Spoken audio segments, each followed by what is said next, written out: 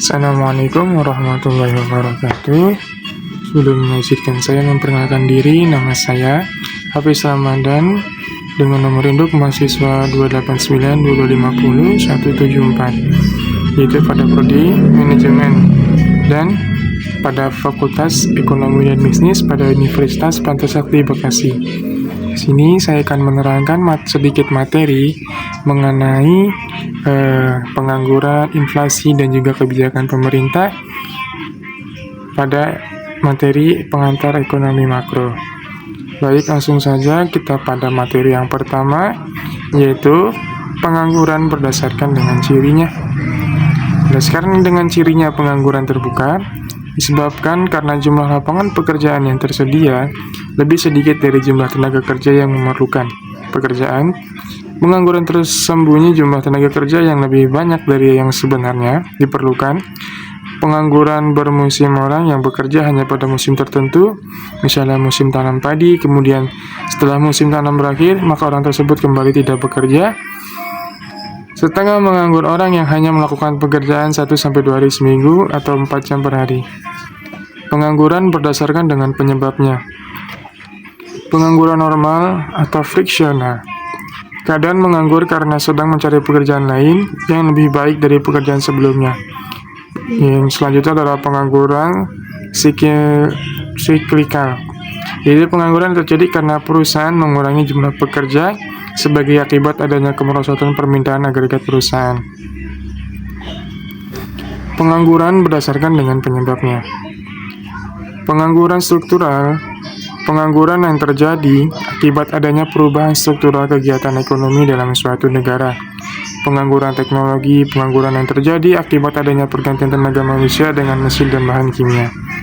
Kemudian, tujuan mengatasi pengangguran ini yaitu tujuannya bersifat secara ekonomi, menyediakan lowongan pekerjaan, meningkatkan taraf kemakmuran masyarakat, kemudian memperbaiki pembagian pendapatan. Selanjutnya yaitu tujuan bersifat sosial atau politik, yaitu meningkatkan kemakmuran keluarga dan kestabilan keluarga, menghindari masalah kejahatan dan mewujudkan kestabilan politik. Efek menganggur. Timbul masalah ekonomi dan sosial. Taraf kesehatan keluarga terganggu, efek psikologis yang buruk terhadap penganggur, kesejahteraan masyarakat, dan prospek pembangunan ekonomi jangka panjang menjadi buruk. Selanjutnya kita akan membahas materi mengenai inflasi. Inflasi merupakan kenaikan harga-harga umum yang ada dalam perekonomian dari satu periode ke periode lainnya. Inflasi, tarikan permintaan inflasi, yaitu inflasi desakan biaya dan inflasi diimpor. Dan selanjutnya yaitu inflasi tarikan pemerintahan. Terjadi saat masa perekonomian perkembangan pesat, yaitu kesempatan kerja tinggi menyebabkan tingkat pendapatan tinggi dan selanjutnya menimbulkan pengeluaran yang melebihi tingkat kemampuan ekonomi mengeluarkan barang dan jasa. Selanjutnya ada inflasi desakan biaya. Terjadi karena perusahaan berusaha menaikkan produksi dengan menambah gaji yang diterima para pekerja, dan akibatnya adalah biaya produksi naik serta harga barang yang naik. Selanjutnya itu adalah inflasi tarikan pemerintahan. Inflasi diimpor terjadi apabila barang-barang yang diimpor mempunyai peranan penting dalam kegiatan pengeluaran perusahaan. Contoh yaitu pada kenaikan harga minyak pada perekonomian, kemudian kenaikan harga minyak pada perekonomian negara barat dan negara pengimpor minyak yang lain, menaikkan biaya produksi, kemudian kenaikan harga stagflasi, kemudian kegiatan ekonomi menurunkan pengangguran tinggi, serta proses kenaikan harga yang semakin cepat. Kemudian ada inflasi merayap dan hiperinflasi. Kenaikannya sangat lambat, yaitu persentasenya kenaikan sampai 2-3% setahun. Itu hiperinflasi. Proses kenaikan harga sangat cepat. Persentase kenaikan 2-3 digit. Angka inflasi moderat atau sederhana, yaitu persentase 5-10%. Efek inflasi merayap pertumbuhan dalam ekonomi. Sebagian ekonom berpendapat inflasi jenis ini akan menggalakkan kegiatan ekonomi. Harga barang akan naik dengan tingkat yang lebih tinggi dari kenaikan upah atau keuntungan perusahaan akan bertambah. Segolongan ekonomi berpendapat bahwa inflasi merayap akan mengalahkan kegiatan ekonomi hanya jika inflasi tersebut dapat dikendalikan. Apabila tidak, akan terjadi hiperinflasi. Hiperinflasi sering terjadi pada saat suatu negara mengalami perang. Langkah yang dilakukan untuk mengatasi hiperinflasi yaitu mengendalikan harga atau menetapkan harga maksimum, kemudian mencatu barang-barang kebutuhan pokok, selanjutnya itu melarang adanya penyimpangan barang, dan selanjutnya itu memberi subsidi kepada produsen. Efek buruk inflasi dan perkembangan ekonomi. Inflasi yang tinggi tingkatnya tidak akan menggalakkan perkembangan ekonomi. Biaya yang terus-menerus naik mengakibatkan pemilik modal lebih suka menginvestasikan uangnya untuk tujuan spekulasi dengan membeli aktiva tetap, sehingga mengakibatkan kegiatan produktivitas berkurang. Inflasi dan kemakmuran masyarakat. Inflasi akan menurunkan pendapatan real orang-orang yang berpendapatan tetap. Kenaikan harga tidak sebanding dengan kenaikan pendapatan. Inflasi akan mengurangi nilai-nilai kekayaan yang berbentuk uang simpanan tunai, nilainya akan menurunkan nilai realnya. Memperburuk perkembangan kekayaan bagi pemilik pendapatan tetap real, nilai akan mengalami penurunan dalam pendapatannya, sedangkan bagi pemilik harta tetap akan dapat mempertahankan nilai real hartanya. Masalah pengangguran dan kebijakan fiskal.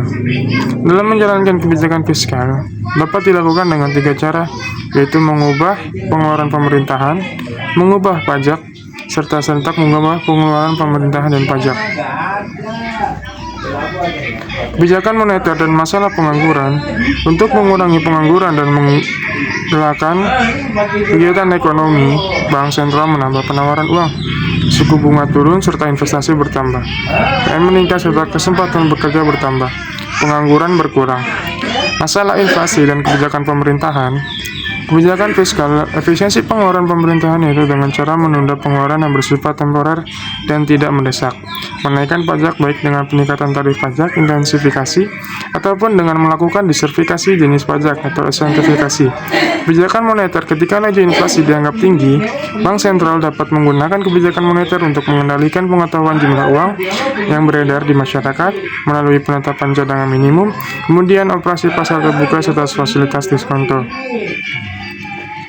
Selanjutnya itu dalam prakteknya, kebijakan fiskal oleh Kemenker dan kebijakan moneter oleh Bank Sentral harus dijalankan secara bersama-sama untuk mengatasi pengangguran. Bank Sentral menurunkan suku bunga dan meningkatkan penawaran uang. Kemudian Kemenker menambah government expenditure dan menurunkan pajak untuk mengatasi inflasi. Bank Sentral menaikkan suku bunga dan mengurangi penawaran uang. Kemenker mengurangi GE dan menaikkan pajak individu dan perusahaan. Kemudian ada kebijakan segi penawaran. Kebijakan segi permintaan atau kebijakan fiskal dan keuangan untuk mengatasi masalah pengangguran dan inflasi. Kebijakan untuk mempengaruhi berbagai komponen pengeluaran dan permintaan agregat. Kebijakan segi penawaran itu kebijakan pemerintahan untuk mempengaruhi penawaran agregat. Kebijakan segi penawaran. Untuk mengatasi stagflasi, pemerintah menjalankan kebijakan segi penawaran, melakukan langkah-langkah yang menurunkan biaya produksi perusahaan, mengurangi pajak atas barang mewah, menetapkan harga barang mentah, dan mengalahkan perkembangan teknologi untuk mengatasi inflasi, serta kebijakan segi penawaran akan menurunkan biaya pengeluaran perusahaan dan menggalakkan perkembangan teknologi untuk mengatasi pengangguran. Kebijakan segi penawaran akan menaikkan kesempatan kerja yang didapatkan. Selain itu, peran pemerintah juga sangat penting untuk menangani itu terkait pengangguran serta inflasi. Inflasi yang tinggi tingkatnya tidak akan menggalakkan perkembangan ekonomi. Biaya yang terus-menerus naik menyebabkan kegiatan produktif sangat tidak menguntungkan. Maka, pemilik modal biasanya lebih suka menggunakan uangnya untuk tujuan spekulasi.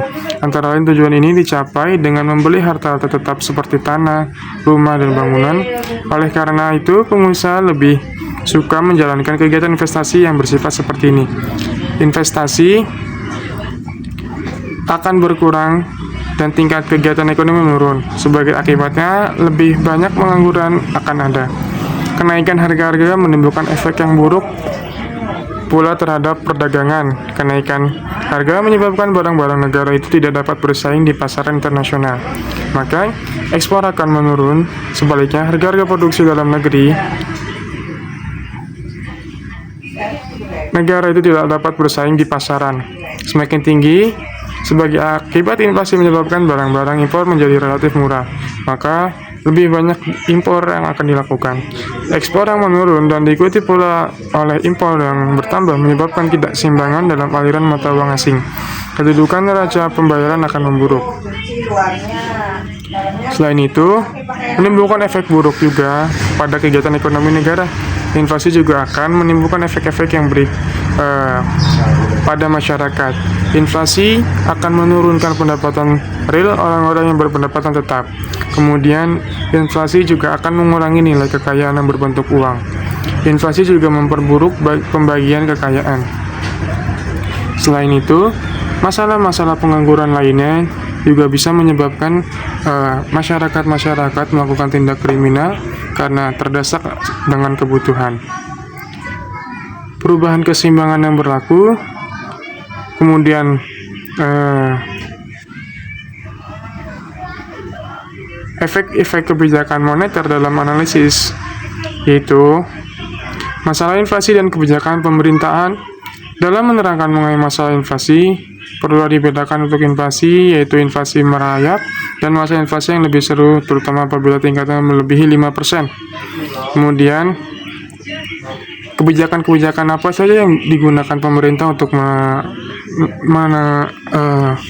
menanggulangi inflasi, yaitu dengan menggunakan banyak sekali kebijakan. Salah satunya adalah kebijakan fiskal untuk menangani masalah inflasi. Kemudian kebijakan moneter untuk mengatasi inflasi, dan banyak lagi. Tidak akan mencapai tujuannya untuk meningkatkan keefektifan kebijakan pemerintahan masing-masing di institusi di atas perlu menjalankan hal berikut, yaitu untuk mengatasi pengangguran, Bank Sentral perlu menurunkan suku bunga, dan Kementerian Keuangan menambah pengeluaran pemerintahan yang dapat diikuti pula dengan pengurangan pajak. Angka tersebut akan menyebabkan kenaikan dalam pengeluaran agregat sebagai berikut. Akibat kenaikan investasi, kenaikan pengeluaran pemerintahan, dan kenaikan pengeluaran rumah tangga konsumsi. Serta cara untuk menangani inflasi, yaitu dengan tindakan yang perlu dijalankan oleh Bank Sentral adalah mengurangi penawaran uang dan menaikkan suku bunga. Kebijakan moneter ini akan mengurangi investasi dan pengeluaran rumah tangga. Seterusnya, Kementerian Keuangan perlu mengurangi pengeluaran dan menaikkan pajak. Sebenarnya banyak sekali plus minus dari hal ini. Kita sebagai rakyat juga harus mengatasi dengan cara yang bijak. Tentunya juga para pemerintah memberikan solusi-solusi yang baik untuk mengatur pengangguran serta juga mengatur inflasi pada di negara kita ini, Indonesia. Tentunya untuk menanggulangi itunya juga kita juga harus mempelajarinya, serta juga kita harus menerapkan tentang keuangan dengan yang baik, agar kedepannya kita tidak akan tergerus oleh pengangguran maupun inflasi.